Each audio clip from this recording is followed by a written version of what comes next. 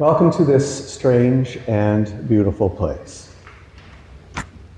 Strange because it was built by colonizers, our forebears who pushed aside the Huron people, Haudenosaunee people, Wendat people, Anishinaabeg people, and the people of the Mississauga of the New Credit. They attempted and often succeeded in a marginalization of these humans. This is a strange and difficult moment as we acknowledge our calling to seek justice for those whom we have dispossessed, and dare to ask that they would help us learn to be partners in our care of creation. This is a beautiful place because of the people who are here now. We are seekers. We seek a deeper or renewed or brand new spirituality. We may seek to follow Jesus or seek to understand who we are becoming, or both. We may simply be people who want to be with others who are seekers, to learn and be cared for together. If you have never been here before, this may be a strange place. Our practices and rites, as unfamiliar to you as they are familiar to us. But please don't be concerned. All we want is for you to discover who you are, welcomed and cared for in this place by these people. This may be a place or a moment in which you experience the feeling that we live in the past, and that may be true. It is also a place where it is safe for us to shake off the unhelpful things in our past and awaken to new possibilities in the presence of the Holy One. It is our desire and intention to create a place and moment where you belong, no matter your wealth or lack, your anxiety or confidence, your sexuality, identity, health, physical or mental, your race or even your creed. Welcome. Today, welcome to a place of solemnity and laughter.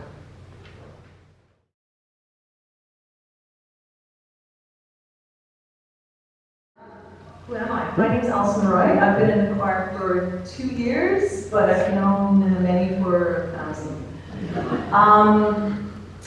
I was raised mainly by my dad, and I just noticed that your sermon was about dad jokes, so I hope I didn't take some of yours, but I think dad jokes, I don't even know why they're called dad jokes, because I love them. They're Alison jokes now. So I had to write them down, because I can't remember things. So I'm afraid for the calendar, its days are numbered. Thank you. What do a tick and the Eiffel Tower have in common? They're both Paris sites. Nice, yes. My choir is supporting me, I can hear them. Okay, I'll just do 3 more. I'm leaving my favorite, which is memorized. Why do cows wear bells? Because their horns don't work. Thank you. Okay, I'll just do this one. How does the moon cut his hair? He clips it. 10 points. Good job. That's nice. And my favorite joke, which I've tried with grade 7 students and they don't like it, but I think it's fantastic. What did one snowman say to another? Do you smell carrot? That's Thank you. I'm Kathleen Magladry. I also have what you might think is a religious joke. Jesus often said, the kingdom of heaven is like this. And then he would tell a little anecdote, and then he would finish up with, he who has ears to hear, let him hear. And you'd be scratching your head wondering what he was getting at, right? So I'm going to follow Jesus. The kingdom of heaven is like this. One day, a woman was walking up Yonge Street. Actually, that woman was me. So I was walking up Yonge Street, and I saw coming toward me a woman by herself talking very loudly. Now this happened about 20 years ago, so I knew she wasn't conducting a business meeting. Normally, I would ignore something like that and try to pretend it wasn't happening and look away. But at that time in my life, I was trying to become a kinder and more compassionate person. That's sort of the joke.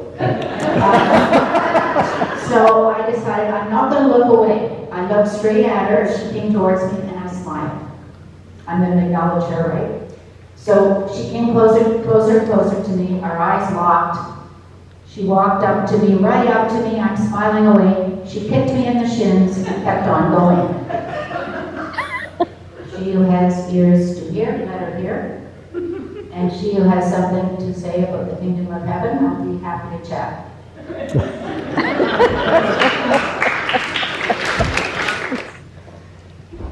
Good morning. Good morning.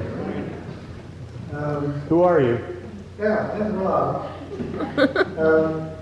Back in 2003, after Sue and I retired and moved back to Toronto from New Brunswick, in the March of that year, we heard about Maritime's Night. It was going to be held in Hope United Church out in the east end of Toronto. And we thought, well, this would be great to get back that maritime feeling. They were offering maritime music, anecdotes, and food, lobster in particular. So we thought, what would we call it? Well, it was a terrible day. It was sleeting and it just was terrible. And we thought, well, there won't be many people there. But it was packed, and it was great. It was one group of singers, guitar players that come from Newfoundland. And so in between their musical pieces, they told this story. It's about a school in Newfoundland.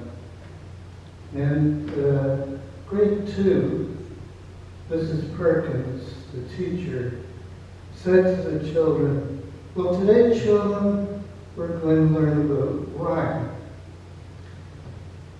Anybody who can give me a rhyme will get the afternoon off.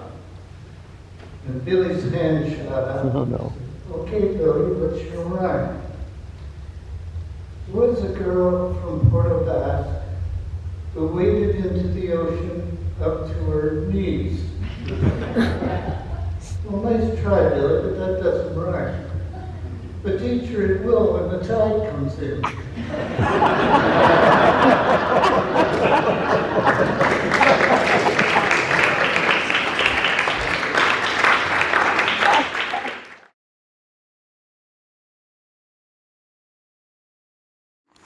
When Jesus entered the temple, the chief priests and the elders of the people came to him as he was teaching and said,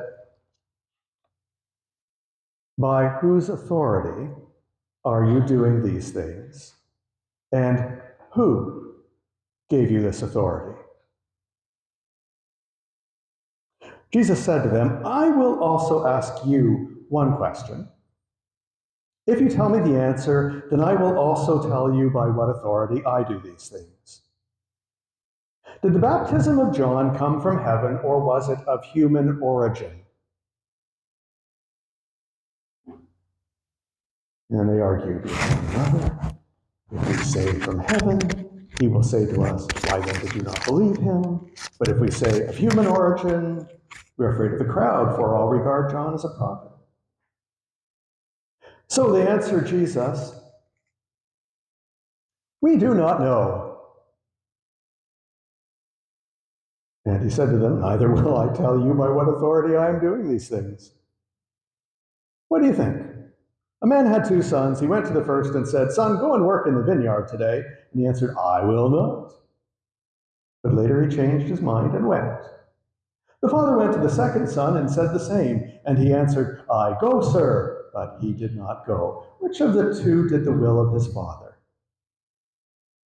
The first, they said. Jesus said to them, "Truly I tell you, the tax collectors and the prostitutes are getting into the kingdom of heaven ahead of you. For John came to you in the way of righteousness, and you did not believe him. But the tax collectors and the prostitutes believed him, and even after you saw it, you did not change your minds and believe him."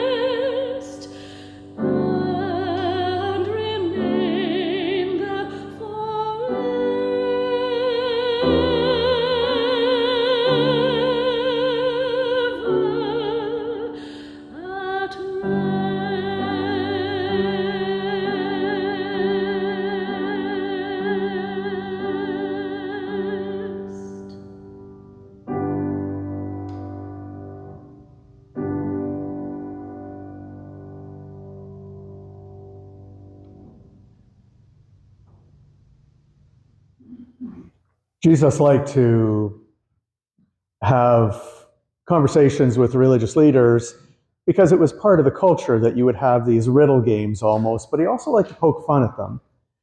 And he also told dad jokes because he wanted people to see the one he called his father in a different way. Here's another dad joke. What's E.T. short for? He's got little legs. See, one person got it. I knew it would happen. Just work on it a little bit. You'll be the one in the room who'll get it last, and then everybody will be laughing when you finally clue in. These guys, these puffed up, these religious leaders, their spirituality was deadly serious, and especially trying to contend with Jesus. What are they going to do? How are they going to deal with this guy who is really not following the norms and is trying to get people to see the Holy One differently? And he's also threatening them. So they're always coming at him with riddle games or questions or...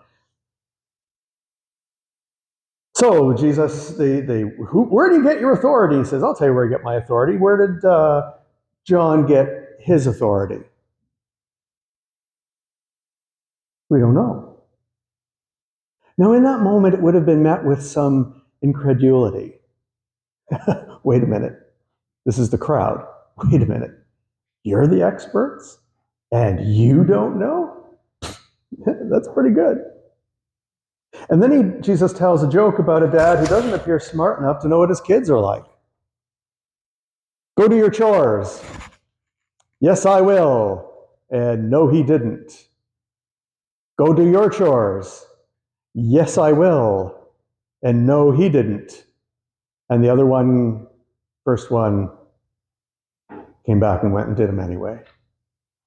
Which one was the obedient son? Well, obviously the one who said no in the first place, but said yes in the first place, meant no, and then went and did it anyway.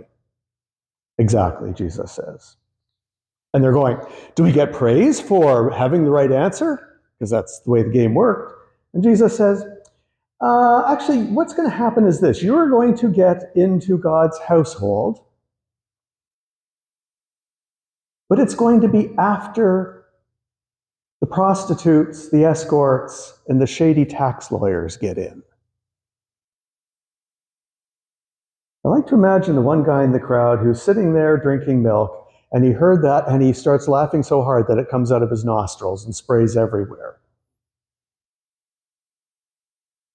Doesn't sound like a joke to us, but it is a great joke. I like to imagine Jesus breaking into a smile because he hears the laughter cascading through the crowd. These guys are getting in after you do. And it's a joyous laughter because all these people who are used to being told they are not getting in, or they're going to get in, maybe if God's feeling generous one day, are going, oh, I'm in? And the laughter becomes not one of derision, some of derision, but the laughter of joy, genuine joy. Because spirituality, our faith, is serious, but it is also lighthearted. There's a Bible verse in Nehemiah that says, the joy of the Lord is your strength, but it's written to a group of people who are trying to rebuild a city out of nothing but rubble. The joy of the Lord is your strength. Not the sweat on your brow. Not how you are feeling so tired. What will give you strength is the joy of the Holy One. And one of the gifts of our faith tradition is the ability to laugh at our own foolishness and also to laugh in joy at what is in front of us. We live and we move and we have our being in a tradition of poking fun because there are people who set up the status quo and think that's all there is. And our tradition goes, no, I'm going to poke fun at you. I'm going to criticize you gently and with humor. Now, you and I have learned in the last 3 so years that we cannot live with the status quo. We know that if we try to adhere to a way of life that tries to protect what we used to think, not this church, but some in Christendom still do, cherish normative values like white supremacy and heterosexuality as the norm, we instantly and we correctly dismiss them as irrelevant, but if we say the same things, we get dismissed as irrelevant, and sadly, because we are in a church, we are often tarred with the same brush. And so it becomes incumbent on us, I think, to step beyond that and say, no, you don't know us. Here's how we're different. And we're not interested in the status quo. We follow a guy who keeps asking why. Why do you live the way you live? Why do you let others tell you the weak how to live? Why do you let others tell the weak how to die? What more could you be doing? Not to make your life better, but to make this creation whole. That's the guy we follow. And those are the questions we get to ask other people as we are answering them ourselves. What do we want to be known for as we step back into the public square as a community of faith? And I know you've studied that, you've made plans around it, but it's also a day-to-day determination. What in those plans works? What do we set aside? Now, I'm going to have a lot more to say to that about that after Thanksgiving, because we're going to do a book study of a book called 4,000 Weeks, written by Oliver Burkeman, and he is saying 4,000 weeks is what you get. That's your lifespan. What are you going to do it to not spend it in anxiety? Great book. If you want to pick it up and read it, you'll be ahead of the curve, and you'll be ahead of me on my reflections. If you read the whole thing, I even give you permission to skip church for 5 weeks. No, I don't. Because you need to be here together with each other. What are the strengths we draw on? What aren't we too exhausted to do? Or better, what all of a sudden do we have energy for? So I want to close today by quoting an article by Catherine May. She wrote it for The Guardian, and she makes a case for human hibernation. By early February, I'm sagging. I'm tired, hungry, and sick of the dark. My motivation has run out. My bank account is empty. The world feels soggy underfoot. I start to skip my yoga class, and social invitations feel like an imposition. The urge to pull the duvet over my head becomes very strong indeed. Humans cannot actually hibernate, but in the coldest months of the year, many of us are drawn to something similar. We want to batten down the hatches against the treacherous weather outside, preserve our energies, lay on the fat. If only we could suspend the demands of life just until the sun comes out again, all would be well. Is it such a bad thing, this desire to hibernate until spring? It feels like a natural response. Winter simply demands we slow down rather than drop out altogether. Why can't we find a way to do this? Everything about me changes in winter, and I let it happen. Winter is a time to enjoy the pleasures of solitude, dream, contemplate. It opens up a space in which I can mass my energies, restore and repair. I want to eat cooked food instead of raw, comforting carbs over fresh flavors. I want to revisit beloved old films and spend time in doing pottery and in the company of radio. Gone are the splashy novels of summer. Winter urges me toward thoughtful, ambulatory reading, chewed over in lamplight.